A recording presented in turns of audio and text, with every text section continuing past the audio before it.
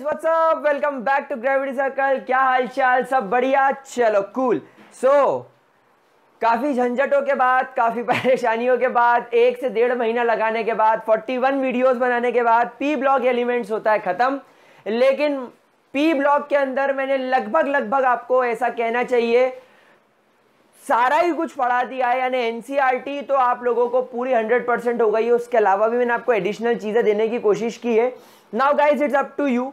अब ये आप लोगों के ऊपर डिपेंड करता है कि आप अगर एग्जाम्स की तैयारी कर रहे हो सिंपली बोर्ड्स की, तो मेरा पढ़ाया हुआ प्लस एनसीईआरटी इनफ होता है।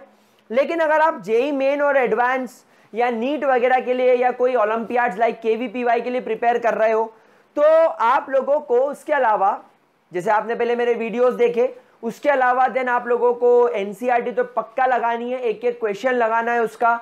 उसके बाद मेरा जो दूसरा चैनल है जिसका नाम है मृत्युंजय पंड्या, आप लोग यूट्यूब पर देख सकते हो, नीचे मैंने लिंक वगैरह भी उसका मेंशन किया हुआ है। मेरे second YouTube channel Mrityunjay Pandya पर जाओ और वहां पर मैंने नीट, जेई, बोर्ड्स सबके लिए कौन कौन सी बुक्स रेकमेंडेड है उस पर एक बहुत अच्छा वीडियो बनाया है। अलग अलग वीडियोस हैं, वो मृत्युंजय पंड्या चैनल पर आपको मिल जाएगा। तो वो बुक्स आपको लगाना पड़ेगी। जितनी ज्यादा प्रैक्टिस करोगे ना, उतना ज्यादा एफिशिएंट होते जाओगे इन एग्जाम्स को क्लियर करने के लिए। लेकिन बहुत सारे बच्चे पूछते हैं कि सर पढ़े कैसे? तो देखो, दो चीजें होती है। पढ़ना यानी किसी कॉन्सेप्ट को सीखना, उसके लिए एनसीईआरटी और मेरे वीडियो सफिशिएंट है। लेकिन उसके अलावा आप लोगों को जो प्रैक्टिस करनी है वो आप लोगों के ऊपर डिपेंड करता है कि आप कौन सी बुक चूज कर रहे हो। वैसे आजकल हर बुक के साथ में सॉल्यूशंस आते हैं, आप क्वेश्चन देखो, नहीं बन रहा सॉल्यूशन चेक करो, सॉल्यूशन से आपका कॉन्सेप्ट बन जाएगा। क्योंकि आपको कॉन्सेप्ट मैंने पढ़ा दिया तो आप लिंक कर पाओगे कि हाँ ये तो सर ने बताया था, अब मैं लगा दूंगा। तो ज्यादा प्रैक्टिस करोगे तो एग्जाम्स के लिए प्रिपेयर हो जाएगा। ठीक है, मैंने ऐसा कभी नहीं बोला कि जेई मेन और जेई एडवांस के लिए या नीट के लिए सिर्फ एनसीईआरटी पढ़ के जाओ, सिर्फ नहीं बोला। एनसीईआरटी पढ़ो, उसमें कॉन्सेप्ट्स मिलेंगे और फिर जितनी प्रैक्टिस करोगे मजा आएगा। ठीक है, तो P block element, NEET, JEE and board aspect से it is a huge chapter, बहुत बड़ा चैप्टर था, इसलिए हमने टाइम लेकर पढ़ाया। नाउ गाइस, आज से हम लोग स्टार्ट करने वाले हैं हमारी क्लास 12th का एक नया चैप्टर जिसका नाम है d and f block elements. So we are going to start our new chapter जिसका नाम है d and f block elements. Again थोड़ा सा बड़ा चैप्टर है, पी ब्लॉक जितना बड़ा नहीं है। मैं अगर बहुत भी डिटेल में चला तो 20 वीडियोस बनेंगे, ज्यादा नहीं बनेंगे। लेकिन इस चैप्टर से आप मान के चलो कम से कम 1 से 2 क्वेश्चन जेई, नीट और में बनता है, और बोर्ड्स के लिए 5 नंबर का चैप्टर है, वेरी इंपॉर्टेंट और बहुत इजी रहेगा, पढ़ने में बहुत मजा आएगा। तो चलो शुरू करते हैं बिना किसी कोई बात करें। चलिए गाइस, तो अगर मैं बात करूं D and f block elements की, तो सबसे पहले ये कहां पाए जाते हैं? सो जब कभी भी आप लोग पीरियोडिक टेबल देखेंगे तो these elements are found in between s and p block elements. ये आपको कहां मिलते हैं? They are found in between s and p block elements. S और पी ब्लॉक एलिमेंट्स के बीच में ये पाए जाते हैं। स्टार्टिंग फ्रॉम, ऐसा लिखना चाहिए मुझे, नॉट इन, मुझे ऐसा लिखना चाहिए स्टार्टिंग फ्रॉम 4th पीरियड। यानी आपके पीरियोडिक टेबल का जो 4th पीरियड होता है, भाई हम लोग सब जानते हैं पीरियोडिक टेबल में क्या होता है। पीरियोडिक टेबल में ऐसे ग्रुप्स चलते हैं, ग्रुप्स इस तरीके से चलते हैं top to bottom, group 1, group 2, then group 3, then 4, then 5, ऐसे करते करते अप टू ग्रुप 18 हम लोग अभी अभी पी ब्लॉक में पढ़ के आए हैं। और जो पीरियड्स होते हैं, पीरियड्स हमारे पीरियोडिक टेबल में चलते हैं left to right, groups top to bottom, periods left to right. तो ये आपका फर्स्ट पीरियड हो जाता है, देन आपका सेकेंड पीरियड, देन आपका 3rd, 4th, 5th, 6th, और अभी पीरियोडिक टेबल में 7 पीरियड्स तक आपको कंप्लीट मिल जाता है। 7 भी कंप्लीट नहीं बोलते, ये 7th पीरियड इनकम्प्लीट है, 6th पीरियड तक आपको कंप्लीट मिल जाता है। जैसे पीरियड नंबर 1 में आपको यहां पर हाइड्रोजन मिलेगा, 18 में आपको हीलियम मिलेगा, देन आपको सेकेंड पीरियड में लिथियम, देन बेरिलियम, देन ये सब खाली रहता है। फिर उसके बाद में आपको यहां पर 13 पीरियड से boron, carbon, nitrogen, oxygen, fluorine, neon ये आपको मिलने लगते हैं। तो पीरियड हमेशा लेफ्ट टू राइट चलता है और ग्रुप हमेशा टॉप टू बॉटम चलता है। तो प्यारे बच्चों, पीरियड नंबर 4 में पहली बार आप लोगों को ये डी ब्लॉक एलिमेंट्स देखने को मिलते हैं। तो हम लोग सबसे पहले किसकी बात कर रहे हैं? We are talking about d block. We are talking about d block elements. अभी मैं एफ ब्लॉक की बात नहीं कर रहा हूं, अभी मैं आपसे डी ब्लॉक एलिमेंट्स की बात कर रहा हूं। तो हम लोग सबसे पहले इस बात को ध्यान रखेंगे कि हमारे पीरियोडिक टेबल के अंदर D block elements for the first time trace किए जाते हैं, मिलते हैं या प्लेस किए जाते हैं between s and p block starting from the period number 4। दूसरी खास बात बता दूं, that the properties of D block elements, ये जो आपके डी ब्लॉक होते हैं, इनकी प्रॉपर्टीज की अगर बात की जाए, इस इन बिटवीन और we can say similar s and p block elements. S and p block elements मतलब जो प्रॉपर्टी एस ब्लॉक की होगी और जो प्रॉपर्टी पी ब्लॉक होगी उससे मिलती जुलती, दोनों से रिसेम्बलेंस रखती हुई प्रॉपर्टी इन एलिमेंट्स की होती है। इसीलिए आप लोग देखेंगे भी कि इनकी पोजीशनिंग एस और पी ब्लॉक के बीच में है। क्यों? क्योंकि भैया प्रॉपर्टीज भी ऑलमोस्ट इन दोनों के बीच की होगी। समझ रहे हो? अब देखो एक एग्जांपल मैं आपको बताता हूं। हम लोग सब जानते हैं ग्रुप 1 और ग्रुप 2 के जो एलिमेंट्स होते हैं, यानी अल्कली मेटल्स और alkali earth metals, they are highly electropositive and highly reactive. मानते हो? हाँ सर बिल्कुल मानते हैं, कोई गलत बात थोड़ी बोल रहे हो आप पे हमको पूरा भरोसा है और मेरे बच्चों की तरह मुझे मेरे सर पे भी भरोसा है। सर हमारे बेस्ट फ्रेंड है, सर बोलेंगे हाँ तो हम बोलेंगे हाँ, ना तो ना थू। तो मेरे प्यारे बच्चों, आप लोग सब जानते ही हो कि अगर मैं ग्रुप 16 और 17 की बात करूं, यानी ऑक्सीजन और हेलोजन फैमिली की, तो ये ससुर है हाईली इलेक्ट्रोनेगेटिव होते हैं और ये भी हाईली रिएक्टिव होते हैं। मतलब तुम अगर एस ब्लॉक में हो या पी ब्लॉक में हो, to the very right left side या टू द वेरी, क्या बोला मैंने, to the very left side या to the very right side, extreme right extreme left, very reactive. तो ये जो डी और एफ ब्लॉक है ये इनके बीच में पड़े हुए हैं, ये जो डी ब्लॉक है ये इन दोनों के बीच में पड़ा हुआ है। तो ये मॉडरेट होते हैं, they are moderately electropositive, they are moderately reactive. समझ गए बात को? कुछ ऐसी इनकी प्रॉपर्टीज होती है। तो अभी हम लोग आगे चल के देखेंगे, रुको जरा सबर करो, कौन कौन सी प्रॉपर्टीज हो तो आगे अब अपने को यही पढ़ना है, लेकिन एक ओवरव्यू लो कि क्या मैं कहना चाह रहा हूं। अच्छा, all d block elements are metals, कोई दिक्कत नहीं, सब के सब क्या कहलाते हैं? All of them are metals. आप इन्हें किस नाम से बोलेंगे? मेटल्स के नाम से बोलेंगे। समझ में आ गई बात? चलिए आगे बढ़ते हैं, एक पॉइंट और डिस्कस करते हैं। क्योंकि ये एस और पी के बीच में होते हैं, इनकी प्रॉपर्टी भी एस और पी के बीच में होती है। बेसिकली ये एस और पी के बीच में एक ब्रिज बनाते हैं। ये एक ब्रिज है, ये दोनों की प्रॉपर्टीज को कनेक्ट कर रहा है, ये दोनों ग्रुप्स को बीच में रह के कनेक्ट कर रहा है। तो it is a connecting link. That is why due to its position and properties in between S and P block, या due to their its position and properties, it is called as transitional elements या transition elements. इन लोगों को क्या बोला जाता है? Transition elements. Transition का मतलब होता है ब्रिज। ट्रांजिशन का मतलब क्या होता है? Bridge. It is acting as a bridge. तो ये एस ब्लॉक और तुम्हारे पी ब्लॉक के बीच में ये एक ब्रिज बनाने का काम करता है। It is acting like a bridge. तो ये एस और पी को कनेक्ट कर रहा है कौन? D block. समझ में आ रही मेरे प्यारे बच्चों को बात? इतनी चीज क्लियर हुई? पक्का? तो इसीलिए इसको क्या बोला जाता है? Transitional elements, bridging elements, connecting link. समझ में आ रही बात हम लोगों को? क्या हम यहां तक क्लियर हो गए? चलिए आगे बढ़ते हैं।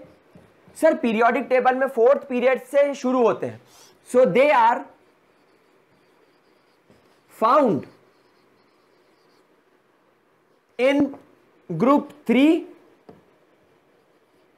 To group 12। ये ग्रुप 3 से ग्रुप 12 के बीच में आपको मिलते हैं, यानी कि टोटल देयर आर 10 ग्रुप्स। आपके पीरियोडिक टेबल में देयर आर 10 ग्रुप्स, जिसके अंदर आपको मिलेंगे group 3, group 4, group 5, group 6, group 7, group 8, group 9 and group 10, group 11 and group 12। And in period n is equal to 4 to period n is equal to 7, that is 4 periods। ये 4 periods के अंदर आपको मिलते हैं पीरियड 4, पीरियड 5, पीरियड 6 और period 7। ये इनकी periodic table में प्रॉपर एक अच्छी खासी पोजीशनिंग होती है। जरा इतने पॉइंट्स को फटाफट से स्क्रीनशॉट ले लो प्यारे बच्चों, जरा इसका स्क्रीनशॉट ले लीजिए, फटाफट से इसका स्क्रीनशॉट ले लो बेटा, ठीक है? चलिए, बहुत सारी बेसिक बातें मैंने आपको बताई, इन चीजों को अपने पास में रखिए, एक दो बार रिवाइज करो। वैसे इंट्रोडक्शन में आप चैप्टर से जितना ज्यादा अच्छे तरीके से फैमिलियर हो जाते हो, घुल मिल जाते हो, उतना ही तुम्हें मजा आएगा। हा, ठीक है? और कोई दिक्कत? आगे बढ़े? पक्का? चलिए आगे चलते हैं। अगर हम बात करें इलेक्ट्रॉनिक कॉन्फ़िगरेशन के हिसाब से, तो देखो ये सारी बातें मैं आपको आगे डेफिनेटली पढ़ाऊंगा, ये सारी बातें मैं आपको एक बार वापस से पढ़ाऊंगा। इनफैक्ट मैं आपको हर एक एलिमेंट का इलेक्ट्रॉनिक कॉन्फ़िगरेशन बड़े अच्छे से, बड़े ठीक से पढ़ाऊंगा। लेकिन अभी एक बात समझो कि जो पूरे तुम्हारे डी ब्लॉक होते हैं, डी ब्लॉक एलिमेंट्स का, डी ब्लॉक एलिमेंट्स का जो इलेक्ट्रॉनिक कॉन्फ़िगरेशन होता है, it is n-1 d 1 to 10 ns 1 to 2। लेकिन एक बात ध्यान रखिएगा, हाँ गिर ना, मैं सोच ही रहा था क्यों नहीं गिर रहा है। It is an old and incorrect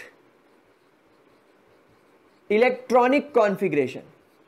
अगर आप किसी भी बुक में पढ़ते हैं तो वहां पर यह स्पेसिफाई होना चाहिए कि ये पुरानी मेथडोलॉजी के हिसाब से बनाया गया और इनकरेक्ट इलेक्ट्रॉनिक कॉन्फ़िगरेशन है। ऐसा मैं क्यों बोल रहा हूं ये मैं आपको आगे चल के जरूर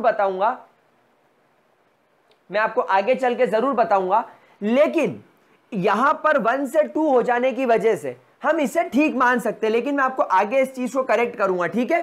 तो इस बात को ध्यान रखिएगा कि ये electronic configuration is not 100% correct. कुछ यहां पर केसेस आएंगे जो हम आगे डिस्कस करेंगे।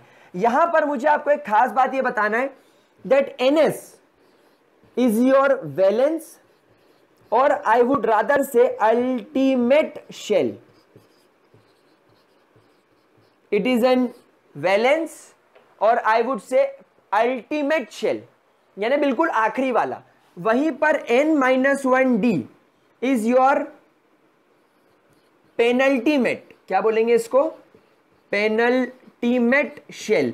पेनल्टीमेट शेल का मतलब होता है 1 shell inside the valence shell. Valence shell से अंदर वाले शेल को, वैलेंस शेल के अंदर वाले शेल को क्या बोला जाता है? Penultimate shell. क्या बोला जाता है? Penultimate shell. क्या ये चीज क्लियर हो गई? एक स्टार बनाकर सभी लोग यहां पर पॉइंट लिखेंगे that there is a very less, इस पॉइंट को बहुत ध्यान से नोट करेंगे, there is a very less energy gap between, gap बोल लो या डिफरेंस बोल लो, there is a very little और very less energy difference between the ns and n-1 d orbital. ये बहुत ही ज्यादा खतरनाक पॉइंट है, इसके ऊपर इनकी पूरी केमिस्ट्री डिपेंड करती है इस पॉइंट पर। मतलब ns और n-1d, इन दोनों ऑर्बिटल्स के बीच में एनर्जी का गैप इतना कम होता है कि जब मन पड़े ये इलेक्ट्रॉन यहां से यहां जंप कर सकता है या इलेक्ट्रॉन यहां से यहां जंप कर सकता है। और इसीलिए आप लोगों को मैंने कहा था कि ये जनरल इलेक्ट्रॉनिक कॉन्फ़िगरेशन याद कर लेने से आपको सभी के इलेक्ट्रॉनिक कॉन्फ़िगरेशन याद नहीं हो जाएंगे, कहीं कहीं पर कुछ जगह पर कुछ वेरिएशन आ जाएगा, और वो वेरिएशन क्यों आएगा वो मैं आपको बता दूंगा जब आएगा। लेकिन एनर्जी गैप इन दोनों के अंदर बहुत कम है। अच्छा, तो सर एनर्जी गैप अगर बहुत कम है तो एनर्जी गैप कम तभी हो सकता है जब बहुत ज्यादा पास होंगे, and are very close to each other, ऐसा भी लिख सकते हैं, and they are very close, ये दोनों एक दूसरे के बहुत ज्यादा क्लोज हैं। तो सर अभी तक हम ये पढ़ते थे कि जो वैलेंस शेल होगा वही रिएक्शंस वगैरह में या बॉन्ड फॉर्मेशन में पार्टिसिपेट करेगा। अब आप कह रहे हो कि ये दोनों बहुत पास है, तो क्या सिर्फ ये पार्टिसिपेट करेगा?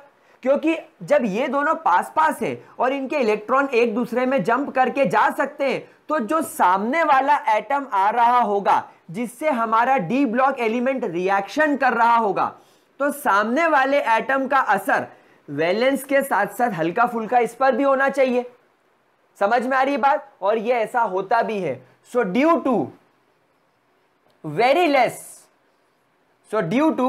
Very less energy difference, both ultimate मतलब वैलेंस, अब आपको यह वर्ड सीखना होगा, एंड पेनल्टीमेट मतलब वो अंदर वाला n-1d इलेक्ट्रॉन्स, यानी इनके अंदर रखे हुए electrons participates in bond formation, यानी ये लोग बॉन्ड फॉर्मेशन के अंदर क्या करते हैं? हमारा प्यारा देशवासियों, ये मोदी जी है तो ये हमारे मोटा भाई अमित शाह, दोनों बेस्ट फ्रेंड्स, दोनों पार्टिसिपेट करेंगे, क्या बोलते हो?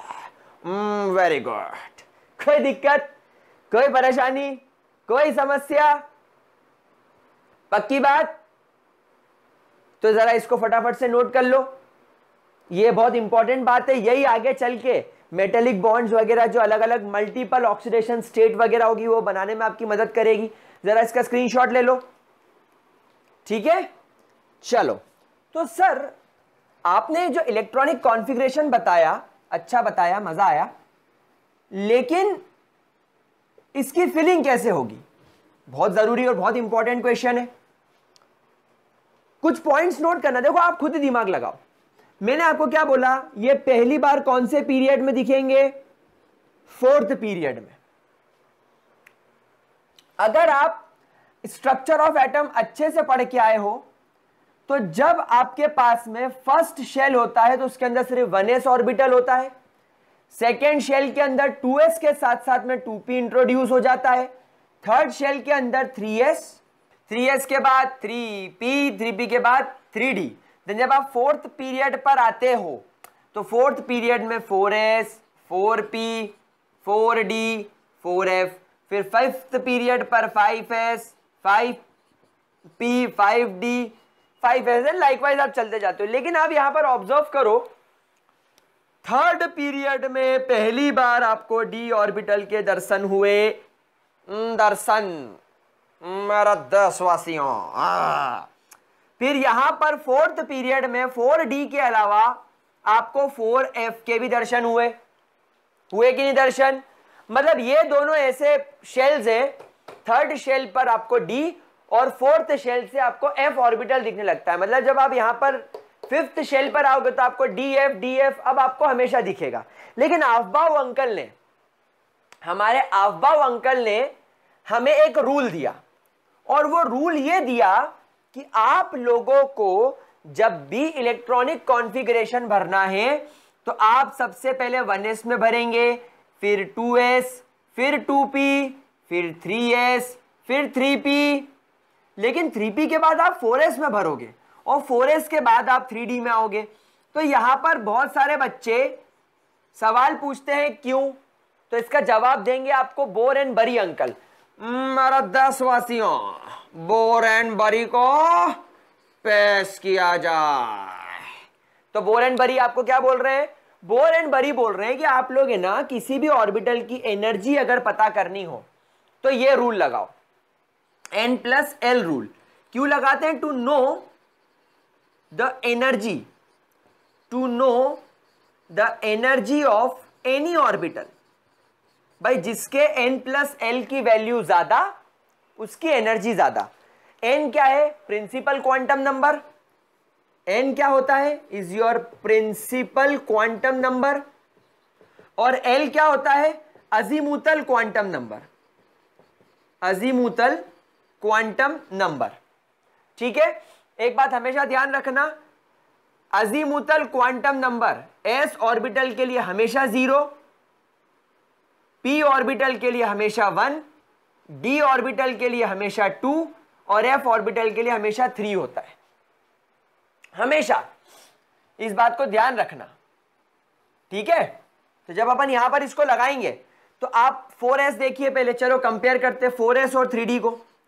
4s क्योंकि फोर्थ शेल पे है तो n की वैल्यू 4 और s ऑर्बिटल के लिए अजीमुथल की वैल्यू 0, तो n+l कितना हो गया, 4 + 0 4। d पर आओ, 3 दिखा रहा है कि ये थर्ड शेल पर है, लेकिन d दिखा रहा है कि इसके लिए अजीमुथल क्वांटम नंबर की वैल्यू 2, सो n+l की वैल्यू कितनी हो गई, 5। तो 4s से ज्यादा एनर्जी किसकी है, 3d की। 4s से ज्यादा एनर्जी किसकी है, 3d की। बात समझ में आ रही है आपको, 4s से ज्यादा एनर्जी किसकी है, 3d की। इसलिए पहले 4s में भरो इलेक्ट्रॉन, बाद में 3d में भरो। समझ में आ रही है बात आप लोगों को, कंसेप्ट क्लियर हुआ, कोई परेशानी, जल्दी से इसका स्क्रीनशॉट ले लो अगर लेना चाहते हो तो, वरना मैं इसे मिटा दूंगा, इसकी हस्ती खत्म कर दूंगा। सोनल शेट्टी, बाद में कहना मत कि मैंने बताया नहीं था। चलो तो गाइस अब इमेजिन करो, ये तुम्हारा एटम, ये इसका फर्स्ट शेल, ये सेकेंड शेल, ये थर्ड शेल, और थर्ड शेल में मैं इमेजिन कर रहा हूं कि ये 3D है। 3D के अंदर मैं बना देता हूं 3p नीले कलर से, नीले नीले कलर से 3p में बनाया, सिर्फ इमेजिन के लिए है ना। बाद में ये मत बोलना कि सर p तो डंबल होता है, आप तो गोल बना दिया, आपको नहीं आता, छोड़ दो पढ़ाना। तो क्यों बोलना है ऐसा, मैं छोड़ूंगा थोड़ी पढ़ाना, पागल हूं क्या। 3s, ठीक है, तो ये इस तरीके से अरेंजमेंट होता है। लेकिन जब अपन बात करते हैं 4s की, तो 4s का अरेंजमेंट आप देखो, 4s को आप देखो कैसा होता है, बिल्कुल चिपका हुआ।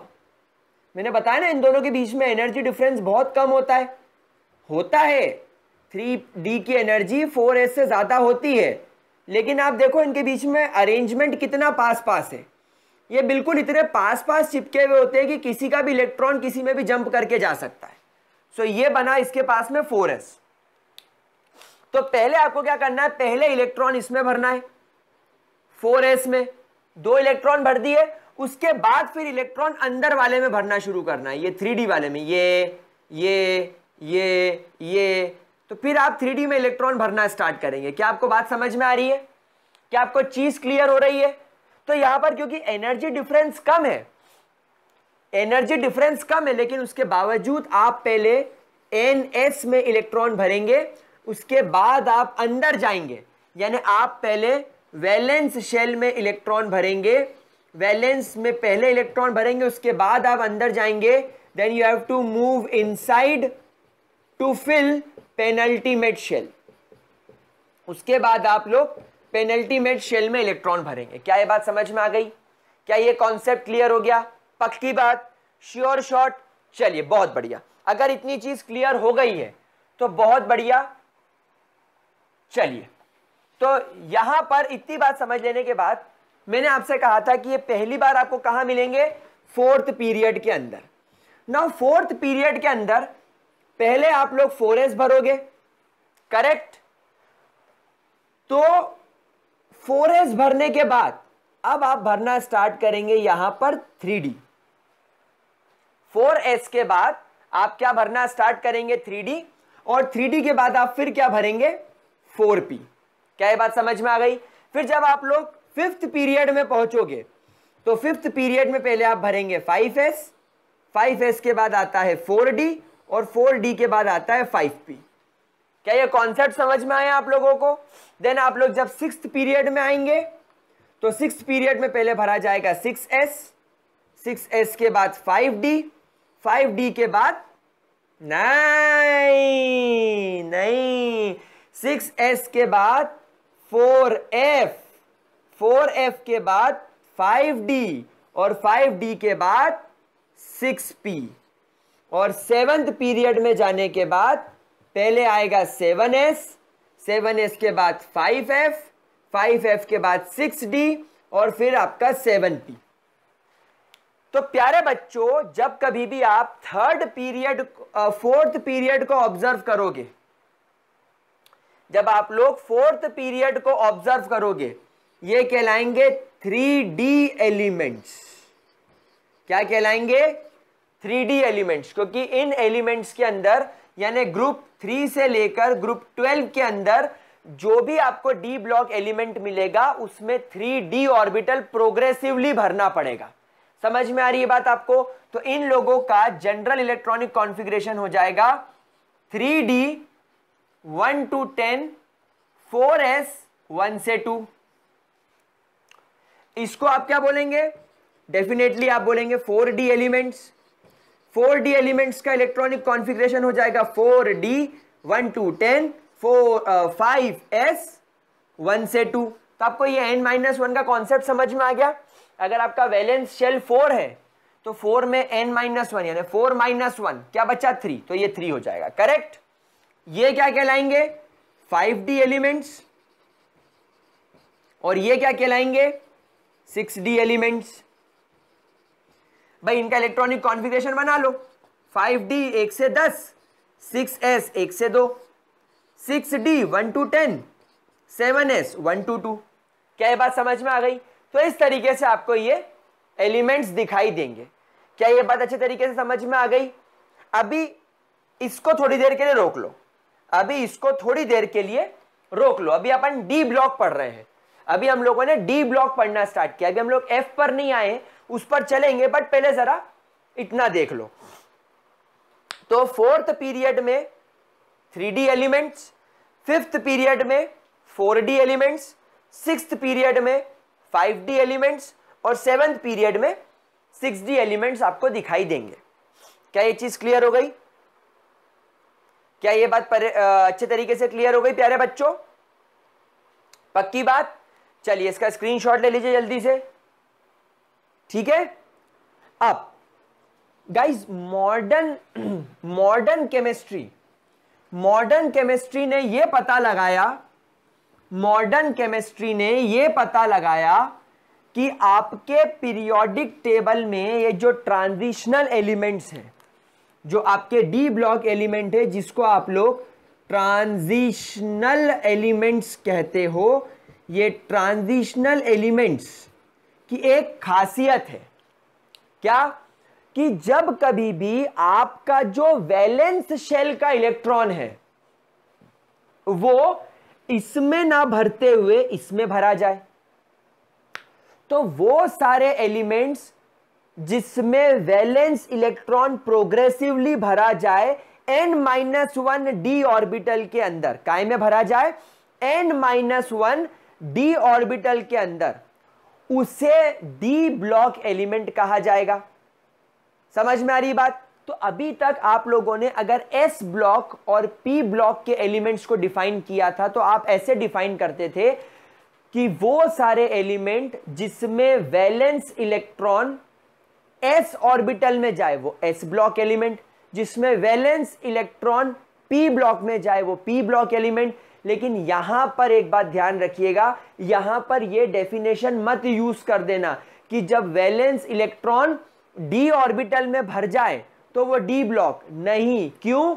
क्योंकि कारण ये है कि 3s, 3p और 3d तो कायदे से थर्ड शेल का वैलेंस ऑर्बिटल होता है 3d। तो क्या हम इलेक्ट्रॉन 3d में भर रहे हैं? नहीं, हम इलेक्ट्रॉन 4s में भर रहे हैं। 4s और 4p तुम्हारे वैलेंस शेल्स हैं, लेकिन 4s में इलेक्ट्रॉन भरने के बाद इसका 4d में इलेक्ट्रॉन थोड़ी भरा जा रहा है। जब आप फोर्थ शेल पर इलेक्ट्रॉन भरना शुरू कर रहे हो, तो जब आपने 4s में इलेक्ट्रॉन भरा तो उसके बाद आप 4p में नहीं भर रहे हो, आप पहले 3d में भर रहे हो। 3d के बाद आप 4p में आए, 4p के बाद आप 5s में चले गए, उसके बाद d में भरा। तो हमेशा ध्यान रखना, आप वैलेंस d ऑर्बिटल में इलेक्ट्रॉन नहीं भर रहे हो, आप वैलेंस शेल के अंदर वाले d ऑर्बिटल में इलेक्ट्रॉन भर रहे हो। इस बात का ध्यान रखना। अगर आप मुझे बोलते हो कि सर मैं वैलेंस शेल में या मैं इलेक्ट्रॉन वैलेंस शेल के d ऑर्बिटल में भर रहा हूं, तो मैं क्या समझ लूंगा कि अगर आप फोर्थ शेल पर हो तो आप 4d में इलेक्ट्रॉन भर रहे हो। क्या आप ऐसा कर रहे हो? क्योंकि आपने क्या बोला कि मैं इलेक्ट्रॉन को, या जो आखिरी के जो लास्ट इलेक्ट्रॉन है, जो लास्ट इलेक्ट्रॉन बचा उसको मैं d ऑर्बिटल में भर रहा हूं जब मैं फोर्थ शेल पर हूं। तो भैया फोर्थ शेल का तो ये d ऑर्बिटल है, ये 3d ऑर्बिटल तो यहां पर अंदर है ऊपर वाले में, तो मेरे लिए तो वैलेंस d ये हो गया ना। तो आपको मेंशन करना है कि आप पेनल्टीमेट d ऑर्बिटल में भर रहे हो। पेनल्टीमेट आप बोलोगे सर मैं फोर्थ शेल पर वैलेंस इलेक्ट्रॉन को या लास्ट इलेक्ट्रॉन को पेनल्टीमेट d ऑर्बिटल में भर रहा हूं, तब आपकी डेफिनेशन सही होगी। क्या ये बात समझ में आ गई आप लोगों को? और एक खास बात, d orbital should always be incomplete. अगर ट्रांजिशनल एलिमेंट्स की बात करी जाए तो ट्रांजिशनल एलिमेंट्स में d orbital should always be incomplete, मतलब d ऑर्बिटल के अंदर एटलीस्ट एक इलेक्ट्रॉन की कमी तो रहे, एटलीस्ट एक इलेक्ट्रॉन कम तो रहे। समझ में आ रही है बात आपको? क्योंकि हम लोग सब जानते हैं कि जो तुम्हारा d ऑर्बिटल होता है इसके अंदर 1 2 3 4 और 5 टाइप के ऑर्बिटल्स पाए जाते हैं। This is dxy, this is dyz, this is dzx, dx square minus y square and this is dz square. तो एक ऑर्बिटल के अंदर 2 इलेक्ट्रॉन, तो टोटल d ऑर्बिटल अपने अंदर 10 इलेक्ट्रॉन एकोमोडेट कर सकता है। और इसी वजह से तुमको पीरियोडिक टेबल में ग्रुप 3 से ग्रुप 12 तक देखने को मिला, मतलब आपको 10 ग्रुप देखने को मिले। मतलब हर ग्रुप के अंदर आप एक एक इलेक्ट्रॉन बढ़ा रहे हो। ग्रुप 3 के अंदर 1 इलेक्ट्रॉन होगा तो ग्रुप 12 के अंदर 10 इलेक्ट्रॉन होंगे। क्या बात समझ में आ रही है आप लोगों को? तो आप प्रोग्रेसिवली इलेक्ट्रॉन्स भर रहे हो, आप प्रोग्रेसिवली इलेक्ट्रॉन भर रहे हो। लेकिन मॉडर्न केमिस्ट्री ये कहती है कि वो एलिमेंट्स जिनमें d ऑर्बिटल पूरी तरीके से भरा हुआ होगा, कहां पर? या तो इन देयर फ्री स्टेट, मतलब अगर वो फ्री स्टेट में है, दुनिया में जिस फॉर्म में एग्जिस्ट करते हैं उस फॉर्म में, या उनके किसी ऑक्सीडाइज्ड फॉर्म में, यानी जब उनके ऊपर +1 +2 +4 ऐसा कोई चार्ज आ जाता है, तब इन सभी केसेस में अगर उसका d ऑर्बिटल पूरी तरीके से भरा हुआ है तो आप उसे कहेंगे सूडो ट्रांजिशनल एलिमेंट्स। तो यहां पर एक नई टर्म में इंट्रोड्यूस कर रहा हूं जिसे बोला जाता है pseudo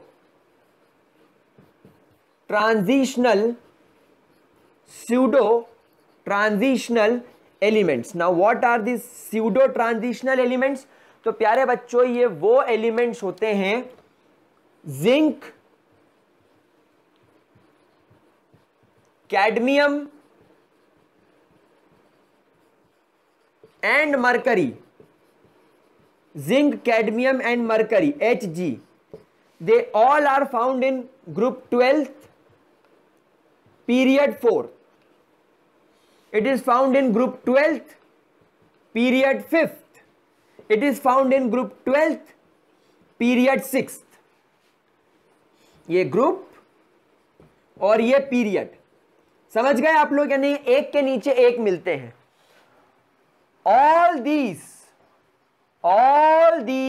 elements have fully filled n-1 d orbital, n-1 d orbital in their free and ionic or oxidized form, इस बात को आप जरा स्टार बनाकर नोट कर लीजिए, मुझे थोड़ा सा रब करने की जरूरत पड़ेगी फिर क्योंकि चीजों को। तो जिंक, कैडमियम एंड मरकरी को आप लोग याद कर लीजिए कि इन्हें सूडो ट्रांजिशनल एलिमेंट्स बोलते हैं। और सूडो ट्रांजिशनल एलिमेंट्स क्यों बोलते हैं? क्योंकि इन तीनों का जो पेनल्टीमेट डी शेल है, जहां पर आप वैलेंस इलेक्ट्रॉन रख रहे हो, आखिरी इलेक्ट्रॉन रख रहे हो, वो ऑर्बिटल पूरी तरीके से भरा हुआ है, मतलब देयर आर 10 इलेक्ट्रॉन्स। इन सबके पास में 10 इलेक्ट्रॉन्स होते हैं। जिंक के पास में 3d10 होता है, कैडमियम के पास में 4d10 होता है और मर्क्यूरी के पास में 5d10 होता है। ये कौन सा फॉर्म है? ये इनका फ्री फॉर्म है, या ये कहूं मैं इनका ये नेटिव फॉर्म है। कौन सा फॉर्म है? नेटिव फॉर्म है। और ऑक्सीडाइज्ड फॉर्म क्या होता है सर? तो बेटा ऑक्सीडाइज्ड फॉर्म होता है जब जिंक डाई पॉजिटिव फॉर्म में हो।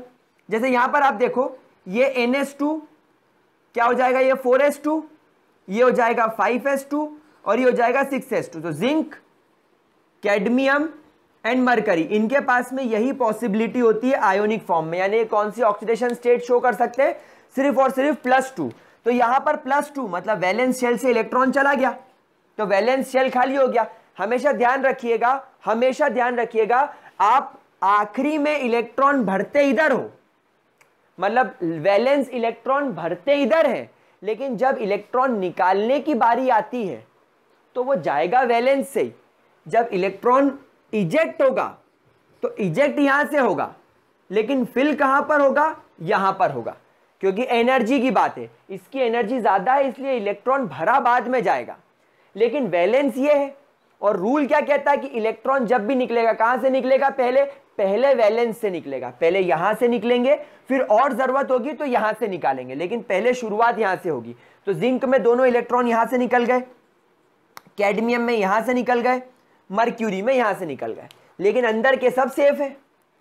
ये आज भी 3d10 है, ये आज भी 4d10 है और ये आज भी 5d10 है। तो भले ये इनके ऑक्सीडाइज्ड फॉर्म हो, भले ये इनके ऑक्सीडाइज्ड फॉर्म हो, यानी ये अब कंपाउंड बना चुके किसी के साथ। फॉर एग्जांपल ये ZnCl2 बन गया है, तभी तो Zn पर +2 चार्ज है, समझ रहे हो?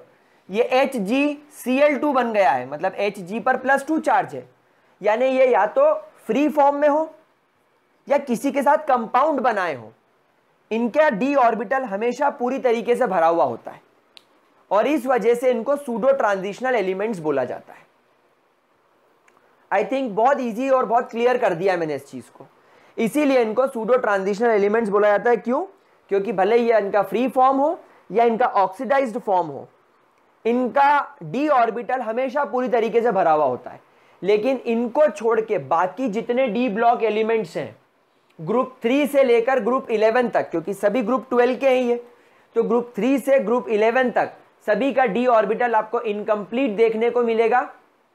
कभी कभी कुछ एक्सेप्शनल केसेस आएंगे, लेकिन वहां पर मैं आपको प्रूफ करके बताऊंगा। लेकिन अभी ये चीज क्लियर हो गई, इसका स्क्रीनशॉट लो। ठीक मेरे गाइस, प्यारे प्यारे बच्चों, तो अब हम लोगों को ये चीज क्लियर हो गई कि यार ये सूडो ट्रांजिशनल एलिमेंट्स कौन कौन से होते हैं और क्यों होते हैं। तो अब गाइस इन्हें सूडो क्यों बोला गया? Why they are called as pseudo transitional elements? क्योंकि इनकी कोई भी प्रॉपर्टी, इनका कोई भी कैरेक्टरिस्टिक बाकी ट्रांजिशनल एलिमेंट जैसा नहीं होता, बट मजबूरी है क्योंकि इनका इलेक्ट्रॉनिक कॉन्फ़िगरेशन कुछ कुछ इससे मैच कर रहा है, इसीलिए इन्हें यहां पर पढ़ा जाता है। तो हमेशा ध्यान रखना, zinc, cadmium and mercury are always referred as pseudo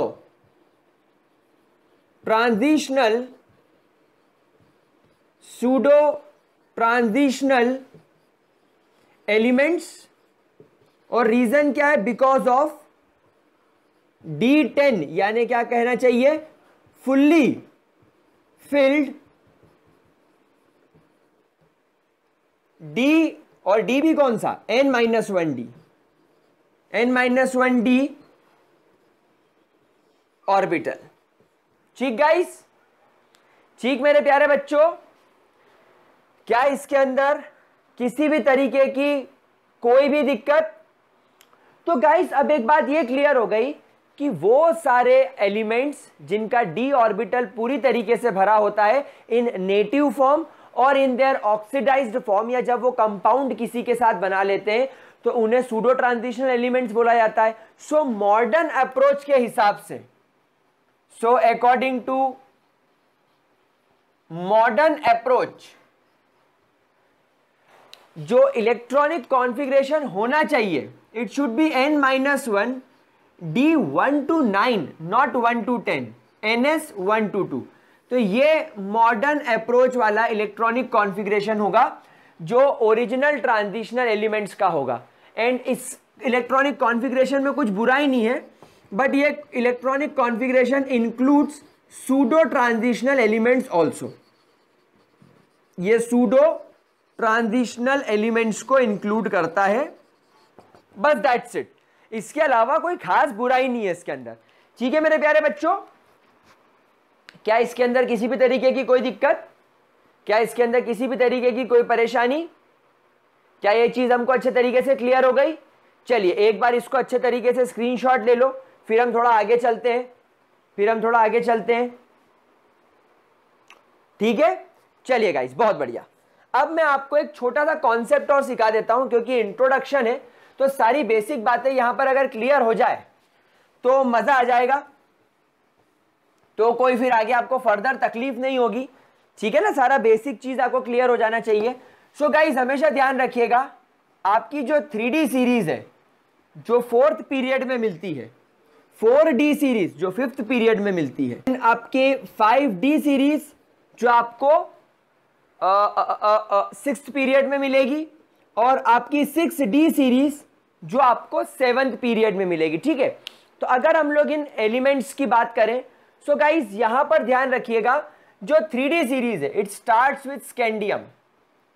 ये मैं आपको पूरी डिटेल में आगे पढ़ाऊंगा, लेकिन आपको अभी तो बस इतना याद रखना, it starts with scandium and it ends at zinc. Scandium जिसका एटॉमिक नंबर 21 होता है, जिंक जिसका एटॉमिक नंबर 30 होता है। वैसे एटॉमिक नंबर नीचे लिखे जाते हैं तो यहां लिख देते हैं 21 से 30। कोई डाउट, किसी तरीके की कोई परेशानी? पक्की बात कि हम आगे बढ़ सकते हैं? चलिए, इसके बाद 4D series starts with yttrium, atomic number 39 and it ends at cadmium. तो 39, 40, 41, 42, 43, 44, 45, 46, 47, 48, कैडमियम का एटॉमिक नंबर क्या हो जाएगा? 48। नाउ गाइस ये दोनों सीरीज तो बहुत इजी है, ये दोनों सीरीज के अंदर किसी प्रकार की कोई परेशानी नहीं है। लेकिन जब आप लोग 5D सीरीज पर आते हो तो इट स्टार्ट्स विथ लेंथेनम या लेंथेनियम, जिसका एटॉमिक नंबर 57 होता है।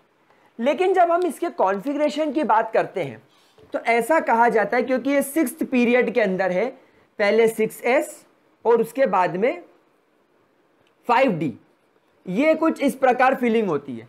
लेकिन लेंथेनम के बाद 58 एटॉमिक नंबर वाला 58 एटॉमिक नंबर वाला एक ऐसा एलिमेंट पाया गया जिसमें वैलेंस इलेक्ट्रॉन इस d ऑर्बिटल में ना जाते हुए f ऑर्बिटल में गया। मतलब इसके अंदर इलेक्ट्रॉन 6s में जाने के बाद 4f में चला गया। क्या आपको बात समझ में आ रही है? क्योंकि हम लोग सब जानते हैं अफबाउ प्रिंसिपल के हिसाब से 5D के पहले क्या भरा जाना चाहिए? 4f। 5D के पहले क्या भरा जाना चाहिए? 4f। क्या आपको मेरी बात समझ में आ रही है?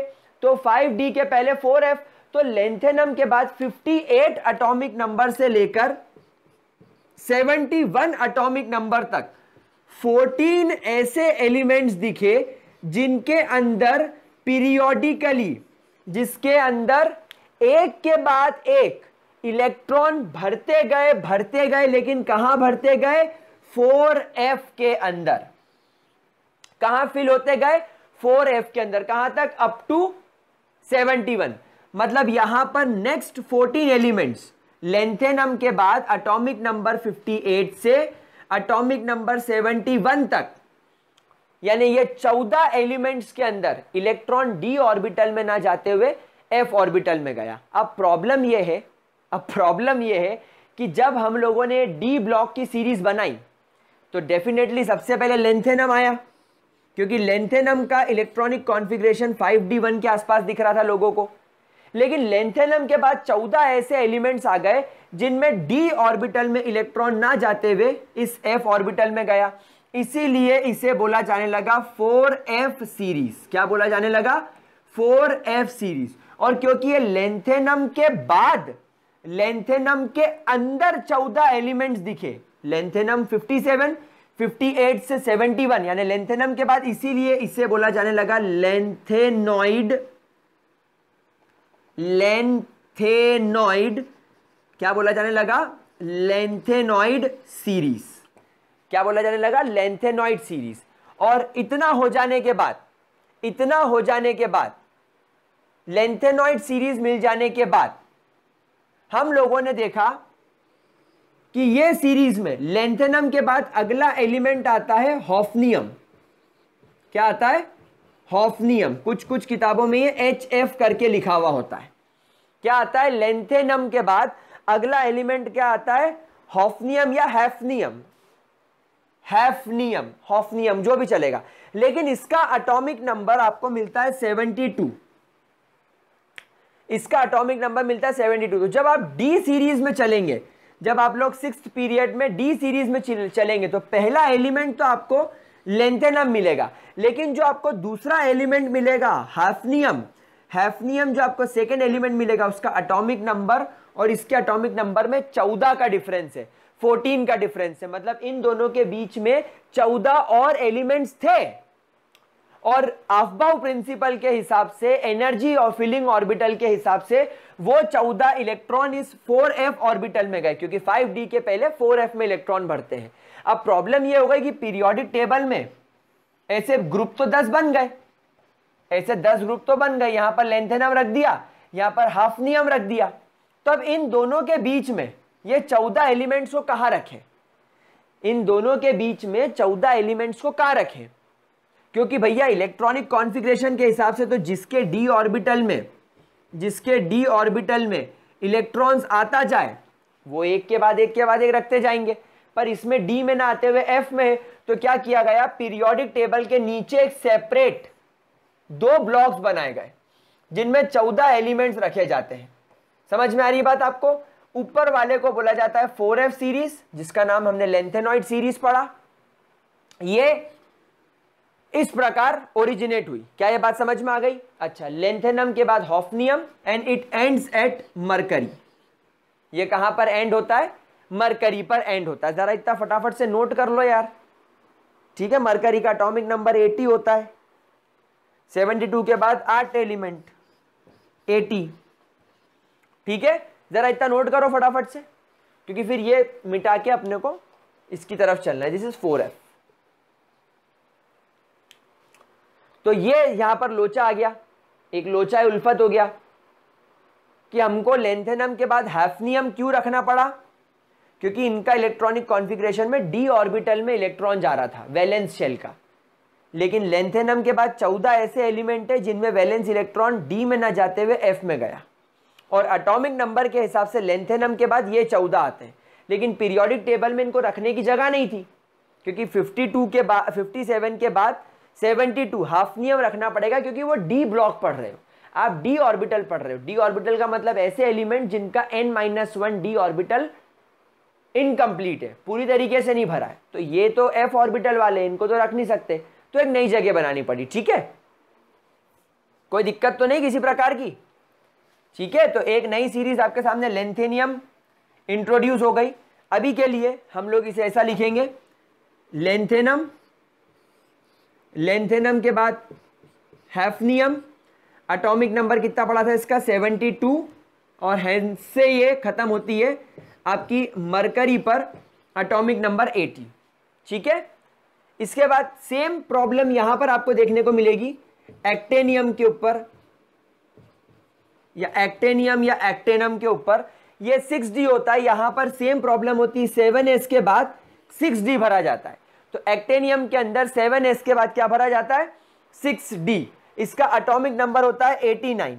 लेकिन 89 के बाद 90 से लेकर 103, इसके बाद एटॉमिक नंबर 90 से लेकर एटॉमिक नंबर 103 तक ये 14 एलिमेंट के अंदर 5f ऑर्बिटल फिल होता हुआ नजर आया। जैसा इसके साथ हुआ 4f ऑर्बिटल भरता हुआ नजर आया, वैसे इसके साथ हुआ कि ये 5f ऑर्बिटल भरता हुआ नजर आया, इसलिए 5f को यहां रखा गया। पूरी पीरियोडिक टेबल के नीचे की बात कर रहा हूं मैं, ये तुम्हारी ऊपर पीरियोडिक टेबल हो गई नॉर्मल वाली, जहां पर s, d और p दिख रहे हो, नीचे एक ब्लॉक बना दिया गया। और इसके बाद इन एलिमेंट्स को क्या नाम दे दिया गया, क्योंकि एक्टेनियम के बाद मिले तो इनको एक तो 5f ऑर्बिटल्स बोला जाता है और इनको बोला जाता है एक्टिनियम। क्या बोला जाता है, एक्टिनियम। समझ में आ रही है बात, ठीक है। अच्छा, एक्टेनॉइड सीरीज बोला गया, ठीक है, 5f को। तो ये शुरू होती है 90 से और खत्म होती है 103 पर। इनके नाम हम लोग जब f ऑर्बिटल्स की तरफ जाएंगे तब डेफिनेटली पढ़ेंगे, ठीक है। और इसके ऊपर वाला 58 से स्टार्ट होता है और 71 तक चलता है, ठीक है। तो ये तुम्हारे 4f और 5f सीरीज, जिसको लेंथेनॉइड और एक्टेनॉइड सीरीज बोला जाता है, ठीक है। इतना नोट कर लिया, इतना समझ में आ गया। एक बार जरा इसका स्क्रीनशॉट ले लो वीडियो पॉज करके, ठीक है। फिर इसके बाद एक्टेनियम के बाद आपको मिलता है रदरफोर्डियम। अगला एलिमेंट आपको कौन मिलता है, रदरफोर्डियम। भाई रदरफोर्ड के ऊपर नाम है clearly. Atomic number 103, atomic number 103 से ये चल के Cn, कॉपरनीसियम, इसको क्या बोला जाता है, कॉपरनीसियम। एटॉमिक नंबर 112 तक ये सीरीज फिर कंटिन्यू रहती है। वैसे इसको इनकम्प्लीट सीरीज बोला जाता है, बट ठीक है। तो प्यारे बच्चों, ये आपके 5d 6d की खासियत हो गई।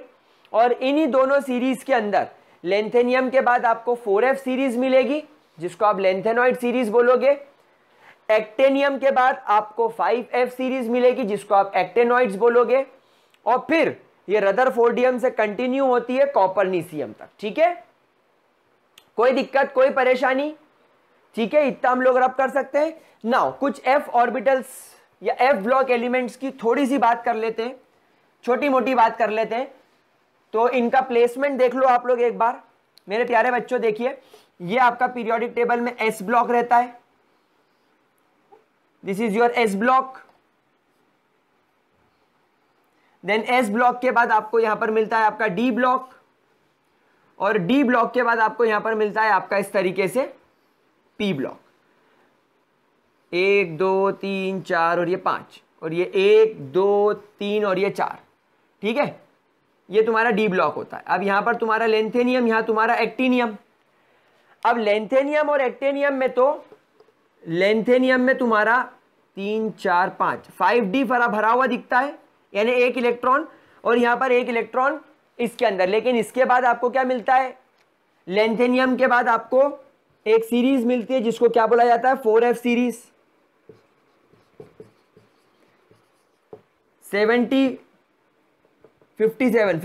से स्टार्ट होकर कंटिन्यू रहती है अप टू 71 अराउंड, क्योंकि लेंथेनियम के बाद मिलती है, उसको बोलते हैं लेंथेनॉइड सीरीज। और इसके बाद आपको एक्टिनियम के बाद मिलती है 102 तक 90 से लेकर, इसको बोला जाता है 5f, क्योंकि इसके अंदर इलेक्ट्रॉन कहां भरे हुए नजर आते हैं, 5f के अंदर। इसको बोला जाता है एक्टेनॉइड सीरीज। नाउ खासियत यह है कि आप लोगों के d ऑर्बिटल्स को, I mean d block elements को, आपके d ब्लॉक एलिमेंट्स को क्या बोला जाता है, ट्रांजिशनल एलिमेंट्स। d ब्लॉक को क्या बोला जाता है, d block elements are called as transitional elements. तो ट्रांजिशनल एलिमेंट्स के अंदर मिले ये, एक्टेनॉइड के बाद ये 14 मिले, सॉरी लेंथेनॉइड के बाद ये 14 मिले, एक्टेनॉइड के बाद ये 14 मिले, या लेंथेनम मान लो, इसको लेंथेनम बोलते हैं, इसको एक्टेनम बोलते हैं। तो लेंथेनम के बाद ये 14 मिले लेंथेनॉइड, एक्टेनम के बाद ये 14 मिले तो एक्टेनॉइड, और लेंथेनम और एक्टेनम क्या है, डी ब्लॉक एलिमेंट मतलब ट्रांजिशनल, और ये 14 ट्रांजिशनल के अंदर मिले। सो एफ ऑर्बिटल या F block elements, so F block elements lies inside transitional elements. भाई ट्रांजिशनल एलिमेंट्स के अंदर ही मिले तो they lies under transitional elements, hence they are called as inner, इनको क्या नाम दे दिया जाएगा, inner transitional, inner transitional elements. तो एफ ब्लॉक एलिमेंट्स का सेकेंड नाम हो गया इनर ट्रांजिशनल एलिमेंट्स। अभी ये सिर्फ नॉलेज इंट्रोडक्शन के लिए है, इनके सबके नाम वगैरह क्या होते हैं या क्या सच में इनके नाम याद करने की जरूरत है, किसकी जरूरत है किसकी नहीं, वो मैं आपको आगे जब पढ़ते चलेंगे तब डेफिनेटली गाइस मैं आप लोगों को बताता चलूंगा, ठीक है। क्या इसके अंदर कोई परेशानी, किसी भी तरीके की कोई दिक्कत, पक्की बात, श्योर है हम लोग। चलिए गाइस, तो आज के वीडियो में हम लोगों ने इसका पूरा एक इंट्रोडक्शन देखा। अब अगले वीडियो में हम लोग डी ब्लॉक एलिमेंट्स के नाम, इनके एटॉमिक नंबर, इनके इलेक्ट्रॉनिक कॉन्फ़िगरेशन, एफ ब्लॉक की बात नहीं करेंगे, पहले पूरा डी ब्लॉक अब कल से कंप्लीट करेंगे, एक एक चीज डी ब्लॉक की, फिर बाद में उठाएंगे एफ ब्लॉक, फिर एफ ब्लॉक की पूरी एक एक चीज कंप्लीट करेंगे। तो एक एक ब्लॉक करके पढ़ेंगे। अब इंट्रोडक्शन था इसलिए सब एक साथ बता दिया। तो कल उठाएंगे D block, 3D series scandium से जिंक, 4D सीरीज वाइट्रियम से कैडमियम, 6D सीरीज लेंथेनम से कैडमियम, और अपनी 7D नहीं 6D सीरीज जो कि शुरू होती है कहां से, एक्टेनम से, और खत्म होगी कॉपरनिशियम पर।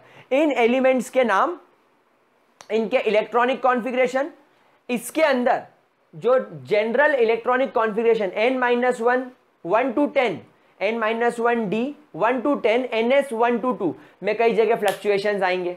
आप बोलोगे सर इसमें एक इलेक्ट्रॉन, इसके डी में एक, तो उसके बाद वाले में दो, फिर 3 4 5 6 7 8 9 10, अभी तक तो आप ऐसे भर रहे थे। लेकिन यहां पर कई जगह पर कुछ एक्सेप्शनल केसेस आ जाएंगे, जैसे कॉपर में, जैसे क्रोमियम पे, जैसे गोल्ड में, जैसे प्लेटिनम पे। तो कौन से वो एलिमेंट्स है जहां एक्सेप्शनल केसेस आएंगे, जिनके हमें इलेक्ट्रॉनिक कॉन्फ़िगरेशन याद ही कर लेने, 4-5 रहेंगे तो वो इजीली याद हो जाएंगे। वो सारी बातें हम लोग डिस्कस करेंगे, और फिर उसके बाद वाले वीडियो से हम लोग इनकी फिजिकल प्रॉपर्टी, मेल्टिंग पॉइंट वगैरह, बॉइलिंग पॉइंट वगैरह की तरफ चलेंगे, ठीक है। तो आई होप आप इस चैप्टर को एंजॉय करोगे। मैं पूरी कोशिश करूंगा इसको इजीएस्ट से इजीएस्ट फॉर्म में ले जाके समझाने की। सो थोड़ा सा सपोर्ट चाहिए।